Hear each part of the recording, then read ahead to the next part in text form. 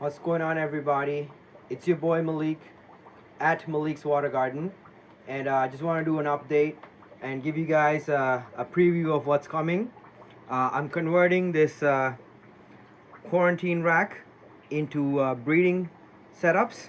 So these top 5 tanks are usually my quarantine tanks, and then the bottom tanks are my cold water tanks that house a lot of my cold water species.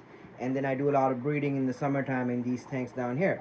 So this year, since I am stuck at home for the next few months, possibly even longer, I'm definitely gonna convert all of these tanks. I'm actually in the process of converting them. This one is already done.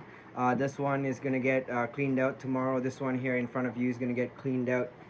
This one already has a breeding pair of fish in it. You can see them. These are my big veil-tail koi angels. And this one's gonna have a breeding pair of discus that you just saw. Every tank is getting set up, and they're all gonna have breeding fish in them. And down below, you can already see this one is already set up as a river system.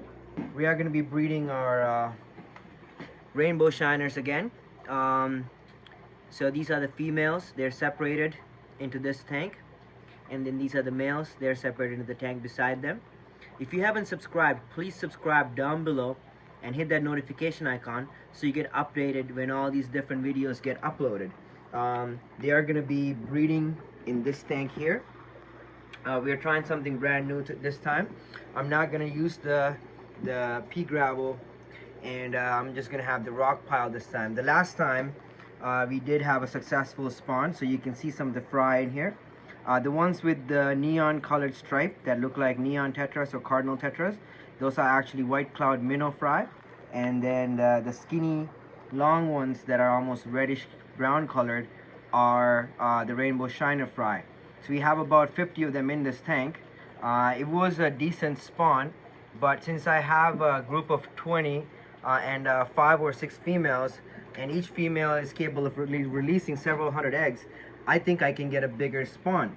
So that's why I have them in this tank now, separated from the males. They've been in this tank for about 2 days now. They're plump with eggs, and the males are all like in the corner. They're looking at the females. They're all excited to get in there. So we're gonna do a few different spawns with these guys and try to get a much larger success of a hatch rate. So that's something I'm doing with those. If you haven't subscribed, please subscribe and stay tuned for that. And as always, these guys are going bonkers. So they've been laying eggs every like 8-9 days. The tank they were in, there was an issue with something. I don't know what it was, but the eggs were not hatching in that tank. I've had several successful spawns with these guys, more than several, like quite a bit actually. They're one of my most prolific pairs, and they also do a good job raising their fry. So this is going to be their tank for the summertime and through the rest of the year for them to spawn. And I will let them raise some of the fry in this tank as well. And I will also be adding some of the fry from other parent pairs that spawn at the same time for these guys to be raising for me. So like you can see how I do all of that. So you hit the subscription button and stay tuned for those videos coming up. That's going to be one of the exciting things I'm doing. I have 3 large adult angelfish pairs, and these 2 actually raise their fry for about a month, and the other 2 pairs can only get them going for about a few days. And once they have them free swimming, they get too frustrated with them trying to collect them, and they end up killing them, or something happens, and that's the end of that batch of fry if I leave them in the tank with them. But these 2 are really good parents, so I'm actually going to try and move all the babies that are hatching at the same time into this tank. So that's why I have them in here. Very basic setup, and so I can clean it more frequently, and keep the fry concentrated into one tank. So that's something I'm doing. Stay tuned for that. Subscribe and hit that notification icon so you get updated when that happens. Also, my Iliacus kitty tetras here. So Hyperbicercon Iliacus. These guys are sold to me as Heliacus. I found out that I have mostly Iliacus. I do have actually 3 Heliacus, which are the red variety.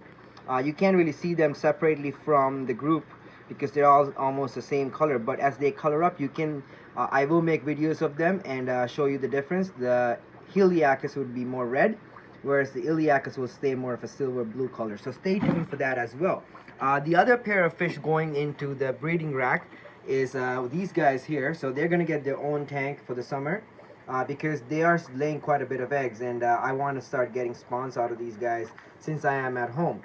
They're a very good pair. These are exceptional parents. I've already had fry from these guys. They raise their fry really well.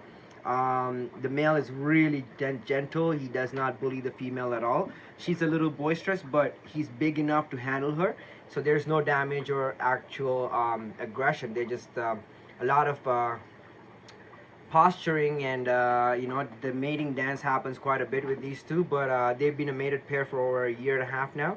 Almost 2 years they've been together, and they've been mated, and they've been laying quite a bit of eggs. They've had successful fry spawns and everything, so I'm going to move them into their own tank for the summertime, for the next 8 to 9 months, to get several spawns out of these guys. So stay tuned for that. It's going to be a really fun adventure, and I am actually keeping these guys at a lower temperature than everybody else. So what I'm gonna do is, if once we have 1,000 subscribers, which is a little ways away, I will actually get a copy of Heiko Blaireye's book, Blaireye's Discus, part 1. I actually know him personally now through social media, so he's somewhat of a friend. I can try to get a signed copy so for you guys, and we can try and go through that book together and see what actual experts have to say about how to keep your discus. So he's done extensive research on these animals, quite a bit of temperature data, location data, water parameters throughout the year, how it changes, what they eat in the winter time or in the dry season as opposed to in the wet season, the temperatures between the two seasons, what they eat when they're in the flooded forest, their different diets. He's done quite a bit of research on these guys, so I'm gonna get that book once we have 1,000 subscribers. That's gonna be my gift for you guys, and we're gonna go through that book together, and we're gonna find out all the different details that he has collected and gathered in his whole lifetime about discus fish. He's actually a personal hero of mine.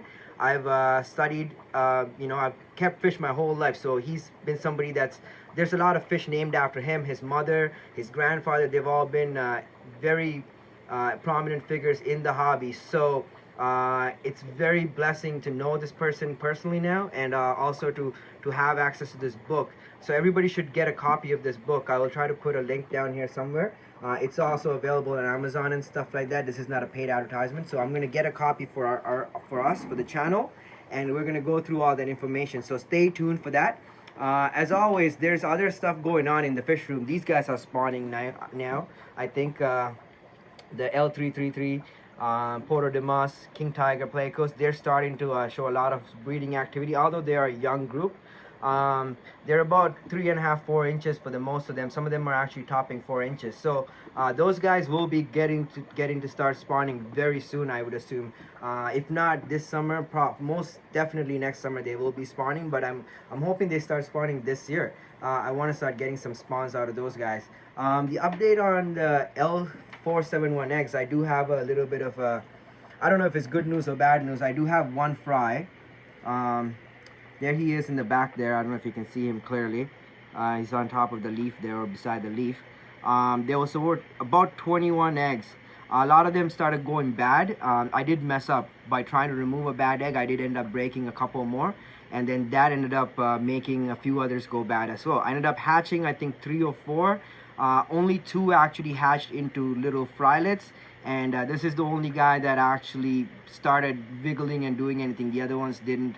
I don't know, something was off with that, those 3 eggs that did hatch, except for this one. So that's something I'm gonna actually have to work on. The next batch of eggs I'm expecting to come very soon, so stay tuned for that. Subscribe if you haven't, and hit that notification icon, because I will update as soon as I have the next clutch of eggs. And the next clutch of eggs, what I'm gonna do is actually get the father to keep the eggs, but I'm gonna move the father and the eggs with the cave into one of these breeder boxes. This has been working quite well for me with the Ryan Loricaria lanceolatas. There's a male in here right now. I'm actually going to make a video separately about these guys and how to breed them and all that stuff.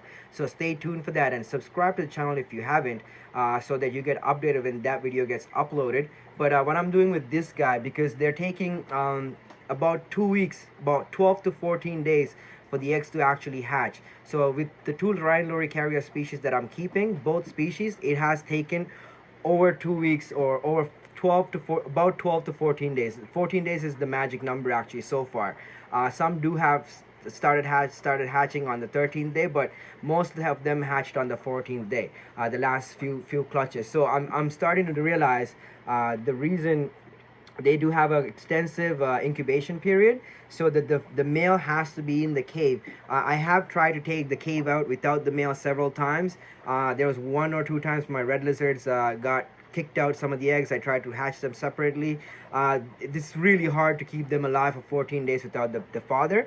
But in this container, the dad is in there, and all the eggs seem to be doing really well. There's a huge clutch in there, so I will update as soon as those eggs come out and start hatching. The L199s, there's a lot of spawning activity. This female actually got trapped like several times now. You can see the bite marks on her back. She is good. The male has been good with everything. He hasn't been attacking her too tough. He hasn't been hurting her or anything. But he did trap her like 3 or 4 times now, and once or twice she was trapped in there for over a week. And but things have been good in terms of aggression. He hasn't been too damaging to her. Like, he just a little bit of scratches here and there. What you're seeing is what the worst of it. This happened like once before, and that's it. And I'm keeping a close eye on them, but I think they are a little too young to spawn, or the conditions are not ideal for her to start laying eggs, because after 3 successful trappings she hadn't laid any eggs. I actually pulled the cave out the 3rd time and checked to see if there's anything in there, and there wasn't. So the male that has been trapping her is this guy right here. She was trapped in this cave yesterday, and then now he has let her go, and he's back in this cave. So I'm just gonna keep an eye on them, and I'll try to update with you guys for you guys as soon as something starts happening with these. These are a wild card group. And also, oh yes, these CW027s, I am gonna spawn these. There's a lot of spawning activity in this tank as well. So they are going to get their own tank set up very soon, so stay tuned for that. I am definitely going to be working with these and my gold laser Corydoras, and working on getting them to spawn as well as my Duplicarius, Corydoras Duplicarius. So stay tuned for all that. That's all that's happening in the coming few weeks.